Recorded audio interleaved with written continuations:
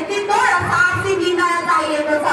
म अब खुलेर भन्न चाहन्छु कि यसपालिको भोट परिवर्तनको लागि, यसपालिको भोट काम गर्ने नेतृत्वको लागि र यसपालिको भोट निडर र साहसी व्यक्तिको लागि। शिक्षा सङ्घी भए परिवर्तन सम्भव छ। आफ्नो लागि सही नेतृत्व छनौट गर्दा भाषण मात्र होइन, काम पनि हेर्नुपर्छ। अझै पनि नेपालको राजनीतिक विरासत हेर्ने हो भने हतारको समयमा गरेको निर्णय